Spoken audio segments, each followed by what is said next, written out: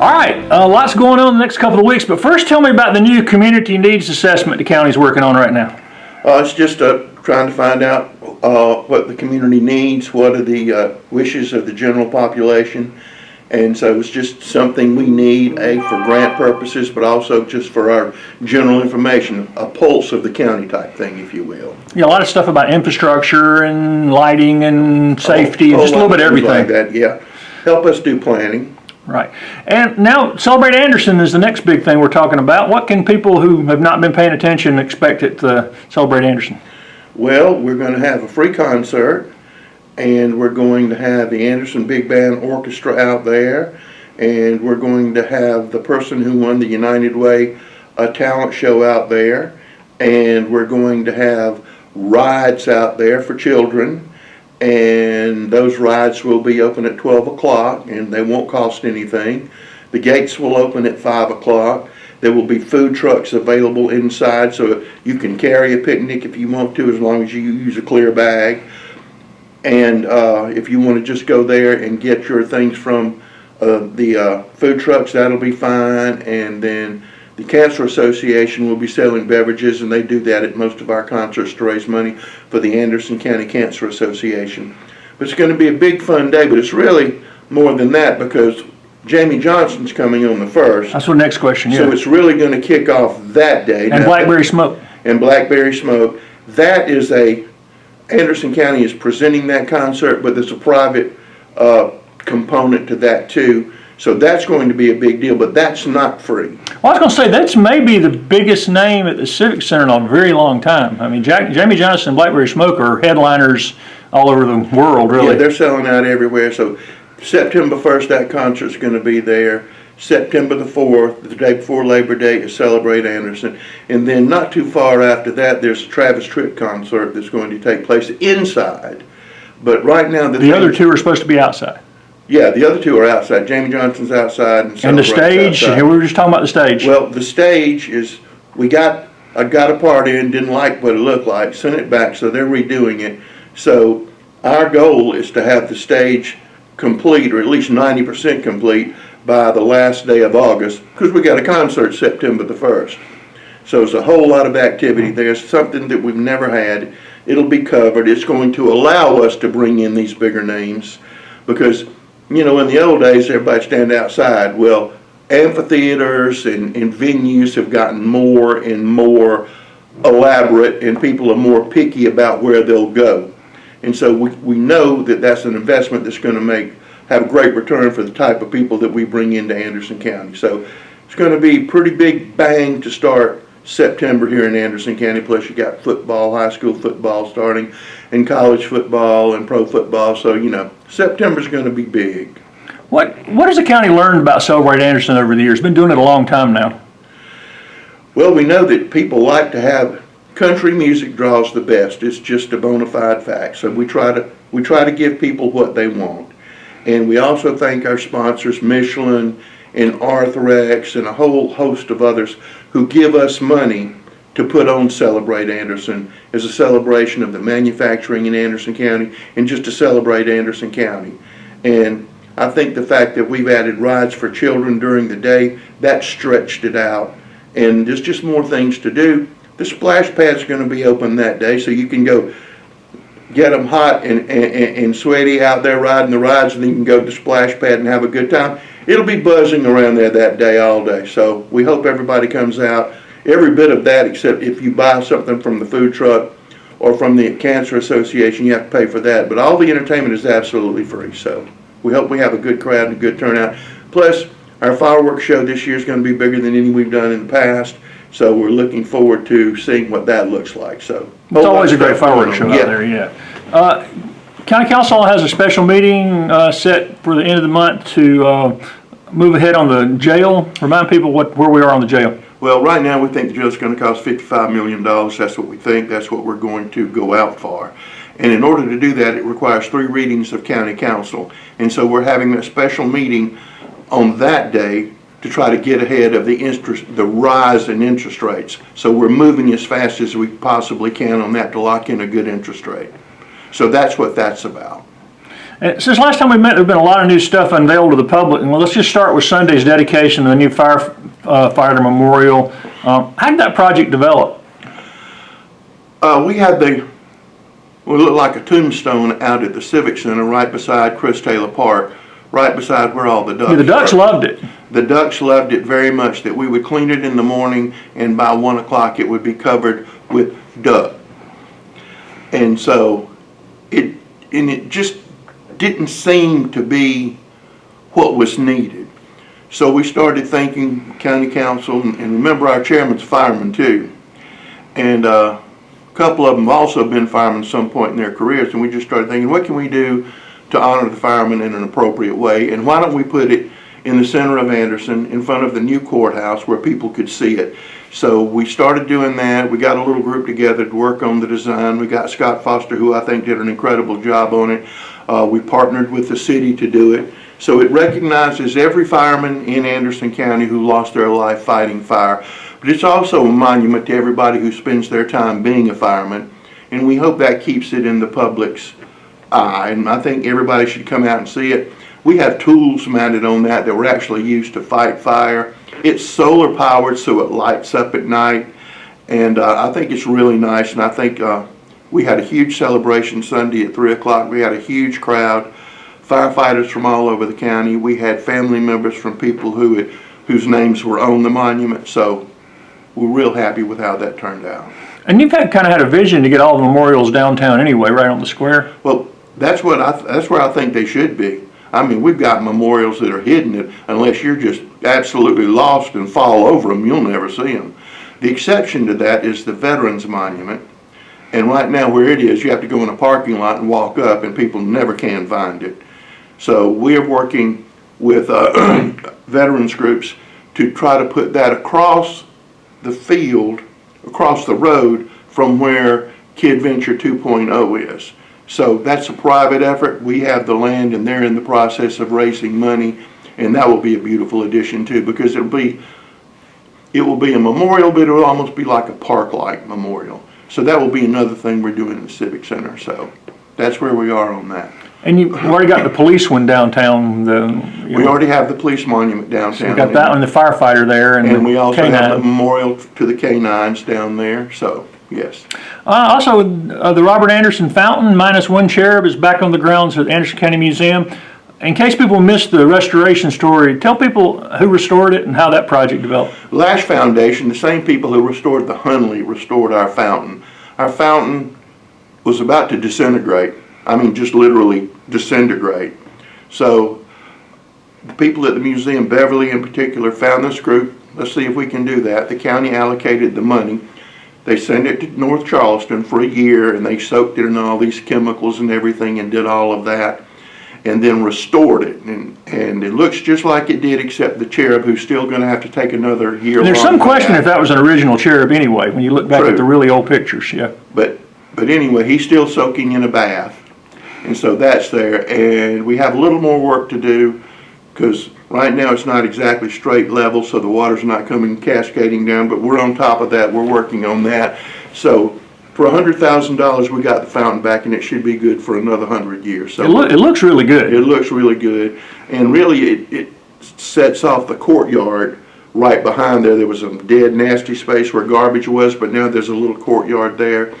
And pretty soon we'll have a little celebration for that to announce that to the public. So that'll be good too. Will ever get another fountain downtown? I certainly hope so. And certainly would like There's to. room for it. Yes, there is plenty of room for it. Another thing you just touched on a minute ago, Kid Venture 2.0 is now open. Every time I've driven by, it's full of kids. Splash Pad's open weekends through September as well. And it seems to be a big hit, and parents have told me they're impressed with how much more secure it feels. And that was one of the goals of design, right? Well, that was one of the main. It's ADA, and it also has 10 cameras on it. So we can see every part of that facility and what goes on there. We also have Kid Venture Rangers, we call them, who are always on duty when that is open. So we think it's as safe as we can make it. And we also have a heavy police presence. Deputies ride by on a regular basis, and city police officers ride by on a regular basis. So we want them to be safe. We want people to have fun. And I have never been by there, and I make it a point to go by there every day, that it has not been filled up with people. And I gave a talk the other night, and I was getting grandparents really like it too. And you got the grandparents and you got the kids, we're good. And now we're trying to raise the money for the other $1 million. So we're looking. Yeah, what's the only thing left to do out there? There's about $1,200,000 worth of work to complete all the pedals that you could see from the air. And so we're looking at grants and things like that to finish that out, because we really want to get that whole thing done. So it's just more decorative almost. It's more decorative, but more things to do. More things to do too. Yeah, it's amazingly clean, and I helped put together the first one. I helped put screws in that original one, and this one is so much cleaner and nicer. And well, I spent 7 days building the one in Pendleton, so I know how that process goes. And then I went and spent time redoing the one in Pendleton. That was probably part of the problem. They brought in experts like us. That's exactly right. So I built one. The Civic Center's really been a hub of activity. Right now they got soccer, flag football, filling the fields at nights, and old folks filling the pickleball courts in the morning. But the big news is the recent overall success of the Dixie Youth World Series. What kind of feedback have you heard from this event?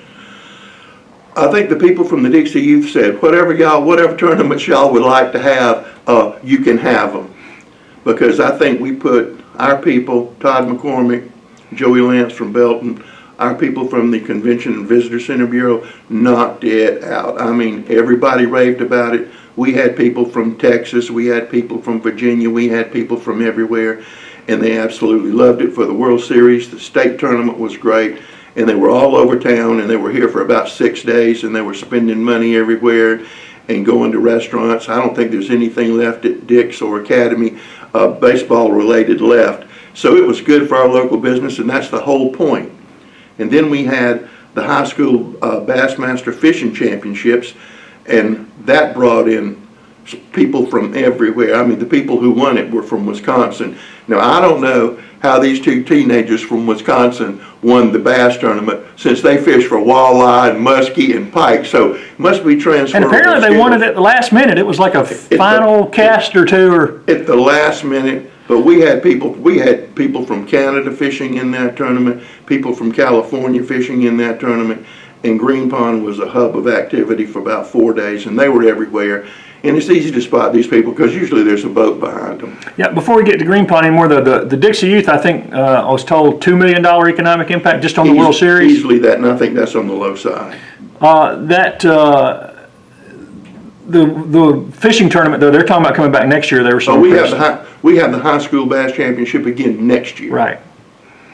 Have there been any other ideas for concerts at the amphitheater in the fall? Last night they were having play practice out at the amphitheater, so they're getting ready for their first play. So they were out there last night having play practice. So that's coming up, and we're looking at some other concert ideas out there. So we want to make that a great spot, especially when it gets cooler weather or the lake there. And we're also looking at the possibility of having a portable cover out there. We think that would add something to it. But again, we'll probably have to get a grant for that. But I think that we possibly could, because South Carolina Department of Natural Resources loves us as much as we love them. And they've been very helpful in funding that and helping us with that. Any other news coming out of what I think you call it the legendary Green Pond Event Center? Well, I mean, more fishing tournaments and more fishing tournaments. I mean, we have set the standard in the Southeast, if not the United States, on what a fishing venue should be. But again, as I've stated before, we want it to be more than fishing. I mean, people go out there and swim, they go out and read books, they just go out there and hang out. That's perfectly fine. That's what it's for. It doesn't cost anybody anything. The other thing that we're fixing to do is we're fixing to open up the River Forks Recreation Area, the county is. And that will be a soft opening on September the 1st. And if you haven't been out there, you really should, because we've done a lot of work out there. It will be run by the county, and it's $5 a carload, honor system. So that's a pretty good deal. We are in the process, or almost completed. What all have you done out there? I haven't been out there yet. Cleaned out a lot of brush. Remember, the Corps closed that. I remember that. And it was closed for a long time. It was still highly used, but not regulated. But we're going to have somebody there. We're going to have people there to watch what goes on there. We've cleared a lot of trees, cleared a lot of brush. We have tested all the water in the swimming areas to make sure that we can't open it for swimming. We won't have lifeguards out there, but you can swim at your own risk. and we can tell you that the water is clean enough for you to do that. So there are picnic tables out there and all kinds of things. You can just go out there and walk around if you want to. So September 1 will be another way that people can access the lake. But we have exciting things happening on Lake Hartwell, and more to come. Well, I guess the lake and the sports tourism are the source of the big jump in ATAX funds in Anderson County, is that right? Yeah, it's the lake and what we do out at the Civic Center. You bring in the money. It jumped like 45%? Yep, 45% increase in tourism. People say, well, you know, tourism's not big in Anderson County. Oh yeah, it is. It's real big, and it's getting bigger, much bigger, and it's going to continue to get bigger. I mean, we still benefit from Clemson University. We still benefit from Anderson University bringing people in. Now that you have access to the lake, now that people know that the lake's out there. So there are a whole lot of things going on, plus the events that the county's putting on, plus the events that private promoters are putting on, because they see that they can make money doing that now, and that's the whole goal. And that's one of the prime reasons that stage is out there. This is not Duckburg. We actually have a stage. You don't have to rent a stage. So just general improvements, and everything's designed to bring money into Anderson County and to fill our restaurants and hotels and Airbnbs and everything else, and just keep that money flowing around here. And that kind of leads me to, a couple of years ago, I think it was, council began the ball rolling towards collecting ATAX from the Airbnbs and stuff. Is there an update on that? We're about to implement that. It's taken, naturally we had to bid that service out. Oconee's been doing it for years, and it's a good They do pretty well. Yeah, and it's a good source of income, which we would take and plow back into having more events to bring more people in here to make that grow even more. I know this has to be council driven, but has anybody in council talked about hospitality tax in unincorporated areas again? That's always bubbling around, so we'll just see. You touched on Anderson University. I'll talk about that in a minute, but we've not talked about Tri-County Tech's 60th anniversary. You and I both have been here forever. How has that school and its relationship with the county impacted economic development and sort of changed the face of the three counties it serves? Well, it is 60 years old, and as you know, Anderson County pays 50% of the bill for Tri-County Tech. They get other money from students and grants and things like that. Oconee pays 25, Pickens pays 25. The first non-Pendleton campus was here. It's everything we do in economic development. Tri-County Tech is involved in what we do, because they provide the training, they provide the necessary skills for job-specific instances. They're a great resource. They're the crown jewel of the tech system in South Carolina. Not me saying that, everybody else says that. They're innovative, and we work very well with them, depend on them, they depend on us.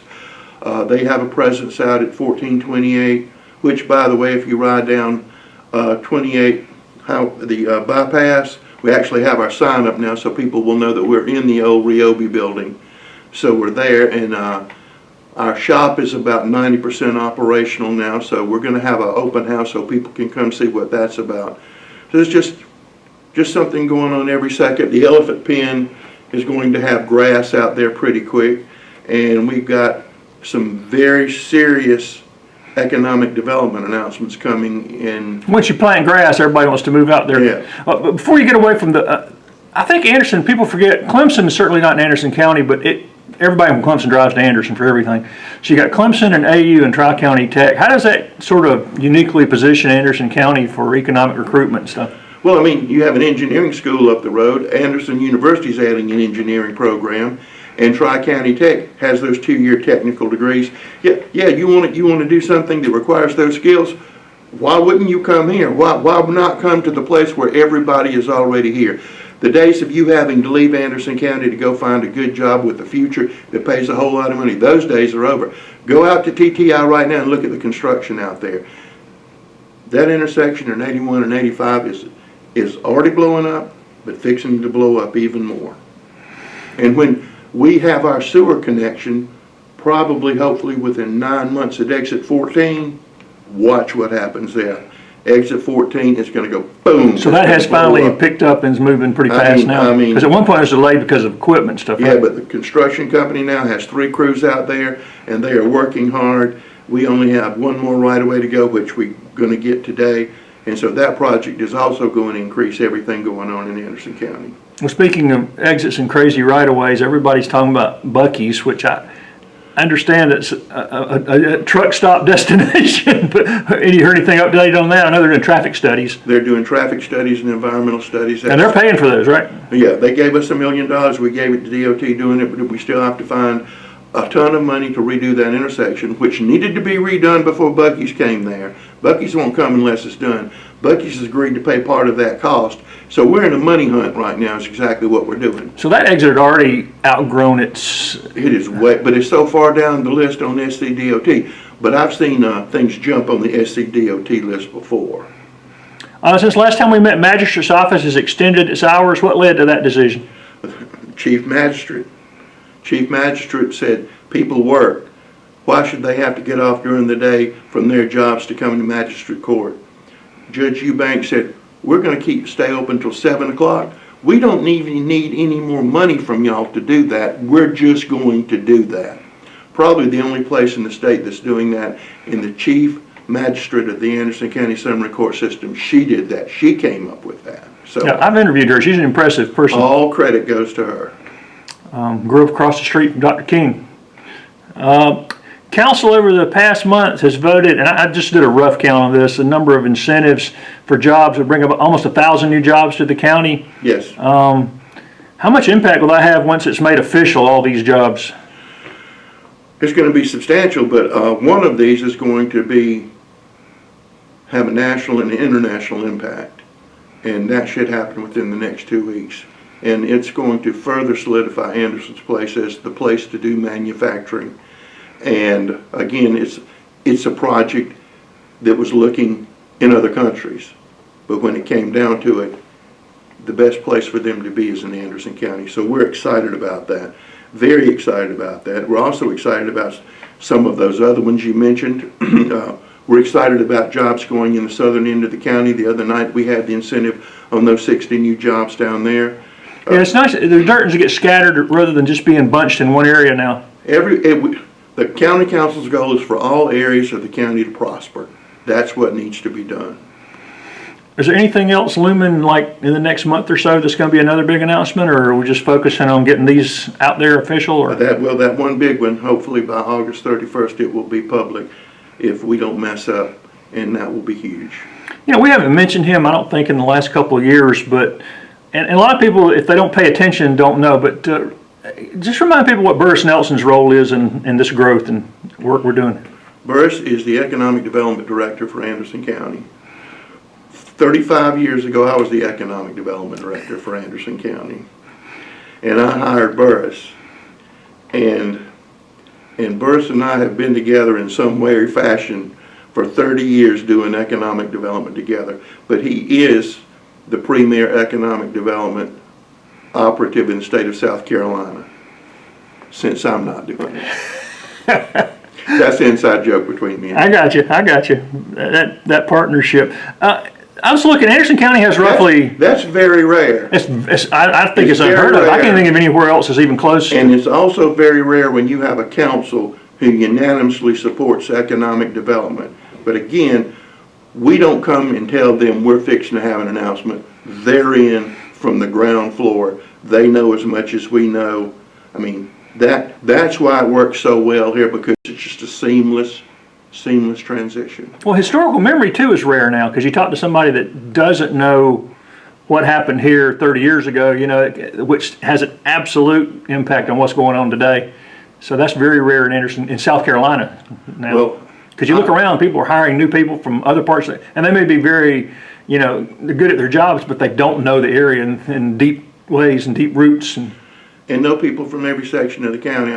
And their mom and them knows everybody else. And their mama knows everybody else. And you know who to go talk to and to get things done. So this is a special place. It always has been. It's becoming specialer every day.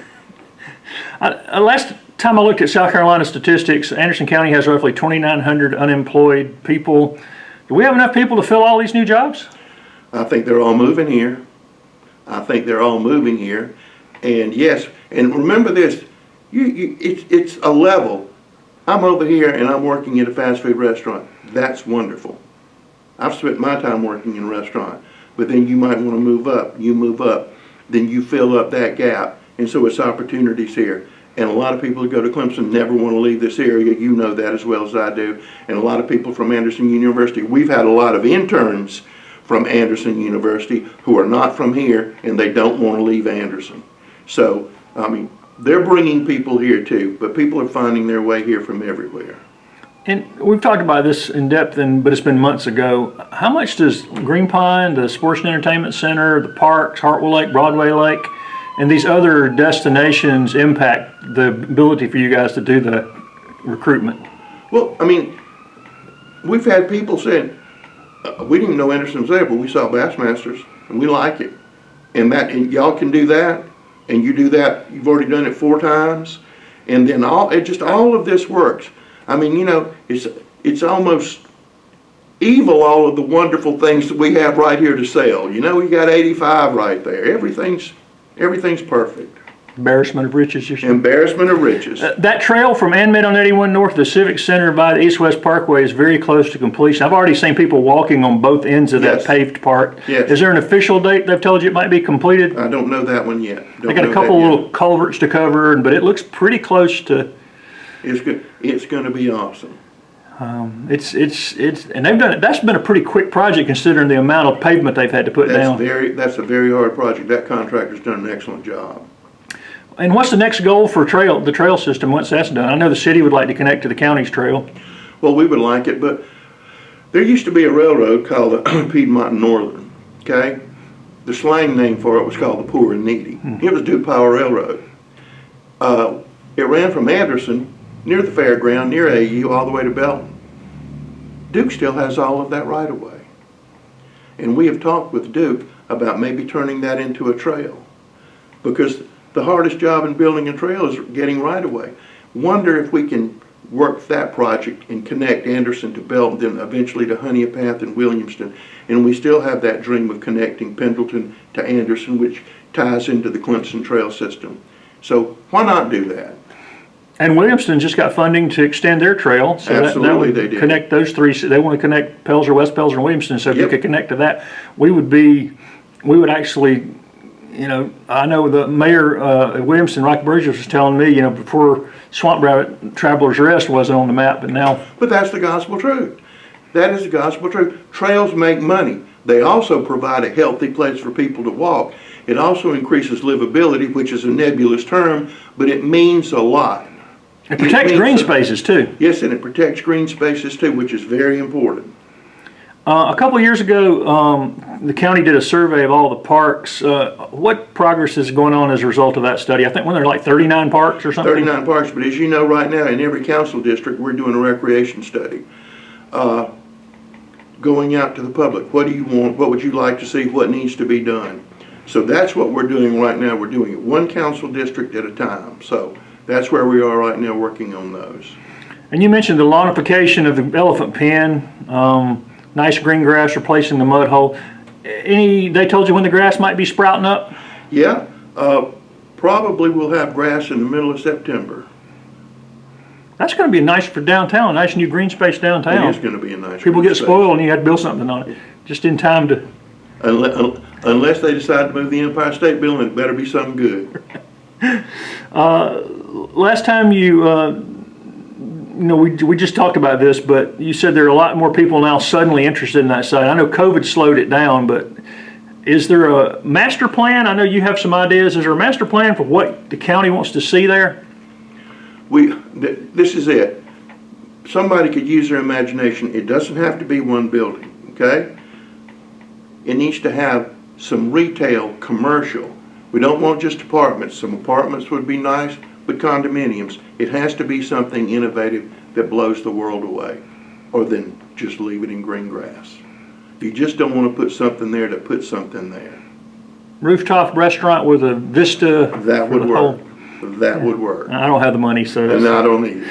Any updates from the airport? We haven't talked about them lately. This is very fascinating that you asked that.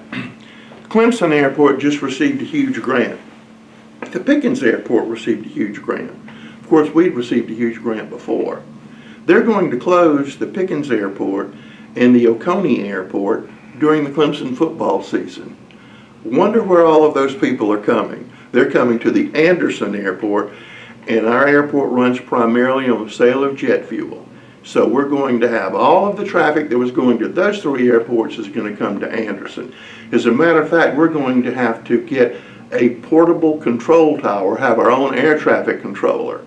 And the people who fly in on those Gulfstreams, we're hoping to make sure that they never leave Anderson ever again when they find out we have an instrument landing system. Our runway is longer than both of those other runways, so it's a chance for us to shine, make new friends, and get more people. You're not that much further from Clemson. That's the interesting. It's not, and if you go up the back way, it's not quick at all. I mean, it's not, you know, any further at all, yeah. Yeah, so you can get there. So that's very good. And the other thing, just to tell you, before I forget it, that it looks like all of the mill projects in at least in the urban area of Anderson are moving. The old Anderson Cotton Mill seems to be the tipping point. Mr. Burt's property, the Chemtex property back that way, that seems to be full in play, and we hope to close on the Equinox property, sell that Equinox property to a developer. So if you're looking on that side of town, I think you're fixing to see some radical changes about how it's going to look and what's going to go there. And I don't think it's in the sweet by and by. I was going to say, in 5 years, there could be 400 housing units that are on that side of town all of a sudden. Easily. I didn't want to get away. One thing about before we leave the airport completely, will that provide enough money, this extra, to get the playground done? Well, we're still... Or that grant money? I'm still trying to raise that privately. And like I said, we have $150,000, but we put all our efforts to get Kid Venture up and going. So now that's the next one that we want to do. Plus, it's just... I've never seen a small airport with a playground either. That would be an interesting... You go to the... Pickens has a playground at their airport, but it's not really near their airport. And if you go over to the Greenville downtown airport, their playground over there is filled with kids all the time. Ours is right there where you can see the planes coming in and taking off. So we think it's going to be a great addition to the county.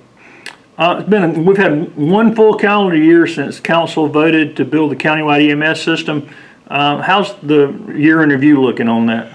On our QRV system, I think it's a home run. We received a state award for developing that system. And that QRV system is running wonderfully well. We still have some bugs, but we're working out those bugs. And so I think it's been a great improvement. And we're still fully staffed with paramedics, and nobody else in the state is.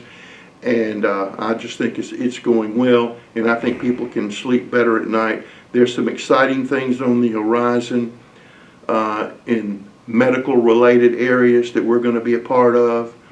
We'd like to do more community health, and that's one of the goals we established. We're not there yet. We'd like to be able to do wellness checks. We're not there yet, but that's one of the goals that council has. So we have a big vision for that. And we have a lot of good partners. You know, ANMID is a partner with us on that and makes all of this possible. And so it's just a lot going on in Anderson County. We've not talked roads lately. I see a lot of repairs ongoing around the county. How's funding going, and what are the needs? Any big projects underway? Well, you know, last council meeting on Tuesday night, we announced a lot of roads that were going to be repaired. I'm sure they're up at your newspaper. People can go and look and see what those are. We released that contract, so those projects should get going here pretty quick. And we've received some additional money from the state, so we're going to be able to do even more paving than we have in the past. And the broadband, countywide broadband partnership, is it achieving the intended goals? Because there were multiple goals for that, to make sure everybody would at least get access one way or the other. Well, you know, we're in that partnership with Western WCTEL and Blue Ridge, Upcountry Fiber. That's going very well. One thing that they did for us, our Civic Center now is wired better than any place in the whole world. In the past, you couldn't get any internet out there, and now... Not even on your phone. No, but now you are lit up. And they put a lot of stuff in there that's going to help us as a county. And also at the same time, our partnership, and now they're finally releasing that grant money they've been talking about for 110 days. Not only is that working, but if you look around, you'll see AT&T putting in a lot of fiber and Charter's putting in a lot of fiber. Nothing like competition to get people started. Well, the idea was, one part of the idea is these people had exclusive areas that they weren't servicing. That's exactly right. So now it's time to get busy and start serving those areas. And so it's reaching the whole county. We're going to get that broadband done? It's going to take a while, but the way things are going right now, it looks like we're going to get there quicker than I thought.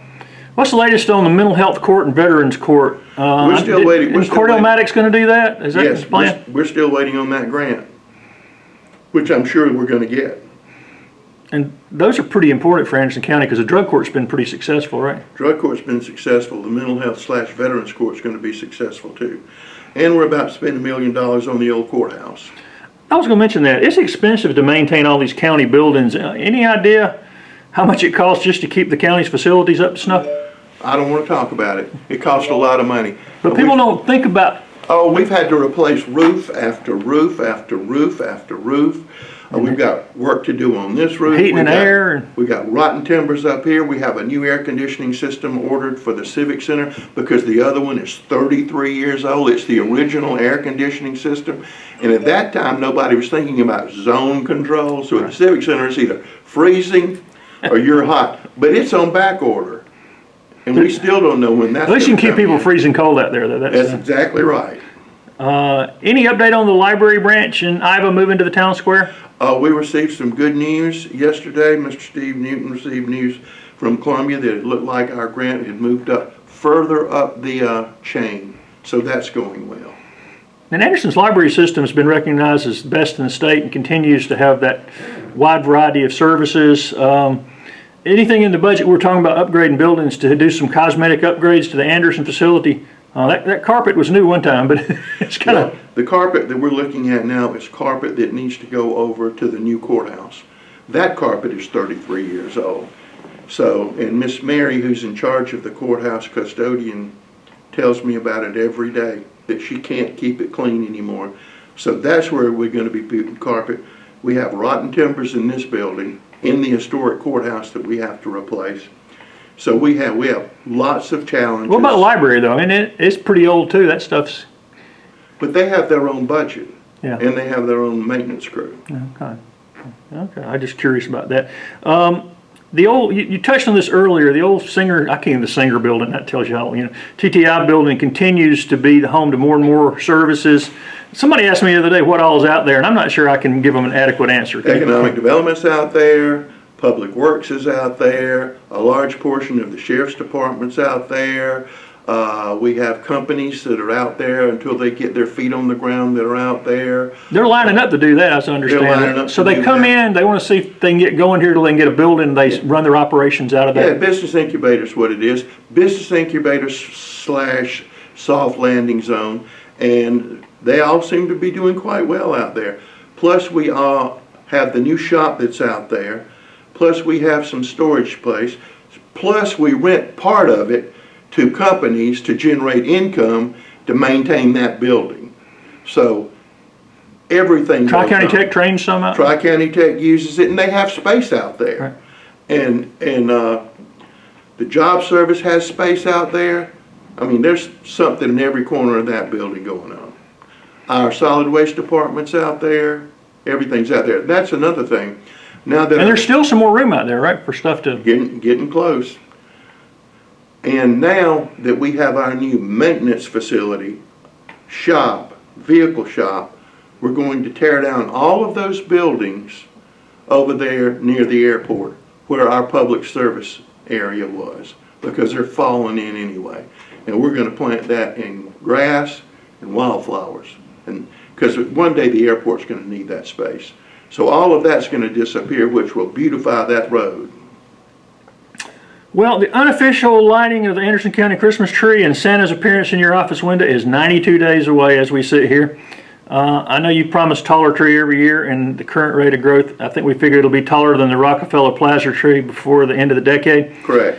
We have a lot of fun talking about it, but one of the things that's important that people tend to forget is that tree, even with its growth and the additional lights and ornaments, has saved taxpayers a great deal of money. It saved money, but it gets bigger and better every year. People look forward to it, and I think it brings the community together. And again, I've said this, I've seen weddings out there. I've seen people go take their postcards, their Christmas postcards out there, and I see people just walking around smiling. And that is the county square. That is the county Christmas tree for everybody who lives in Anderson County. and it should be right, and it should be proper, and it should grow. And for 2 months out of the year, it's a county gift to all the citizens. It's a gift to ourselves. Any other holiday updates people need to be aware of here in August? I don't know. We had sewer meeting here this morning talking about the various and sundry sewer projects we've got going on. Then we talked about Councilman Sanders working on fire boats for Lake Hartwell. You name it, we're somewhere in it.